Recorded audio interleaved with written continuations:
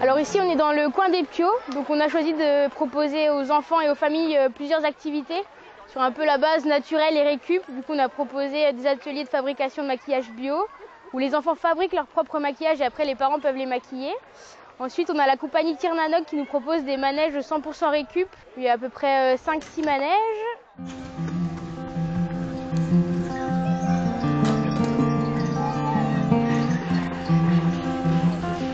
On a le conservatoire du jeu de Nevers aussi qui est venu avec tous ces jeux en bois pour montrer aux enfants qu'il n'y a pas que l'électronique et toutes les PlayStation, etc. Et après, on a aussi donc le gros manège qui est derrière moi, c'est le manège à propulsion parentale où il faut pédaler pour que les enfants puissent profiter du manège.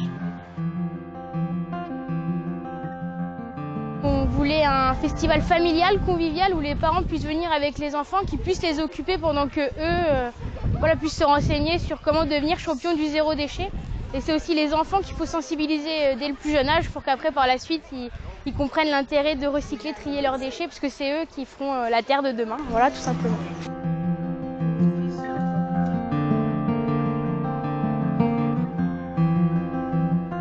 Comme on voulait un endroit assez central dans la Nièvre pour pouvoir faire venir tout le monde, le parc, quand il nous a été présenté, on a dit oui tout de suite parce que c'est vraiment un cadre magnifique. C'est aussi sécurisant donc pour les enfants. Ils peuvent courir partout, c'est fermé, donc il n'y a pas de problème. Et c'est tellement beau, même le soir, on verra ce soir, on voit les étoiles, voilà, c'est absolument magnifique, quoi.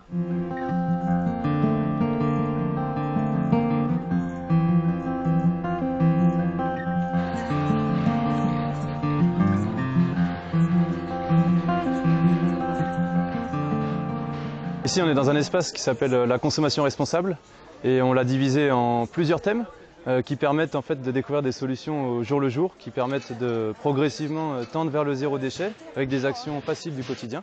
Donc on a une maison zéro déchet qui essaye de recréer les espaces dans lesquels on évolue au quotidien, la cuisine, la chambre, le bureau, et voir comment on peut réparer les choses, réutiliser les choses,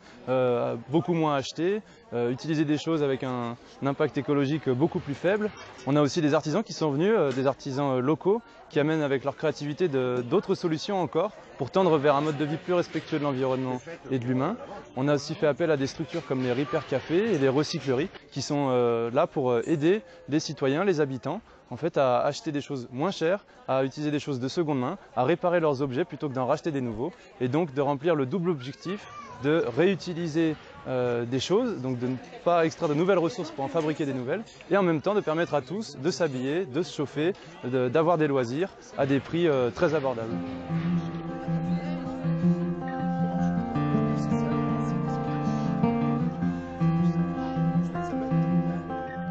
On a voulu créer un espace de convivialité où les gens se sentent bien, les gens se sentent chez eux et surtout on a voulu créer de l'interaction, que les gens mettent la main à la pâte, participent, fabriquent des choses et repartent ensuite avec des objets. Donc par exemple, on a tous dans nos placards des chaussettes qui se retrouvent toutes seules après un lavage, on ne sait pas pourquoi, on ne sait pas d'où ça vient, mais on a des solutions pour les réutiliser et en fait on a installé ce qu'on appelle un atelier de fabrication d'éponges Tawashi. C'est très simple, vous avez une planche, des clous et vous faites une méthode de tissage très rudimentaire et on vous apprend à fabriquer à partir d'une chaussette une éponge qui pourra resservir pour l'entretien quotidien de la maison, pour la vaisselle. C'est une éponge donc qui est utilisable à l'infini et ça permet à la fois de réutiliser un objet qui était devenu finalement inutile et en même temps de ne pas avoir à racheter de nouveaux produits d'entretien ou objets qui servent à l'entretien de la maison.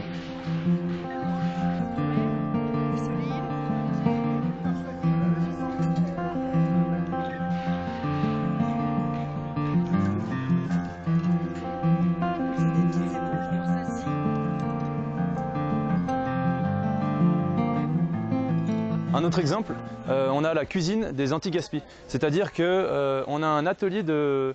confection de pain perdu, quelque chose qui est quand même très naturel, qui existe depuis toujours. Et donc on a voulu recréer cet atelier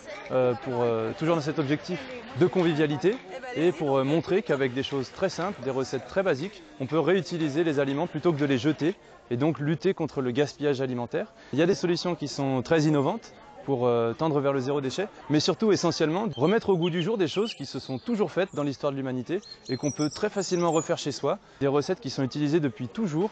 pour avoir un mode de vie plus zéro déchet, mais en fait finalement c'est du bon sens qu'on finit par retrouver. On se rend compte que notre mode de vie a ses limites et que juste en piochant dans le passé, dans l'histoire de nos grands-parents, on trouve des solutions très simples du quotidien, très faciles à mettre en place et qui portent leurs fruits très rapidement, avec des bénéfices autant pour nous que pour la planète.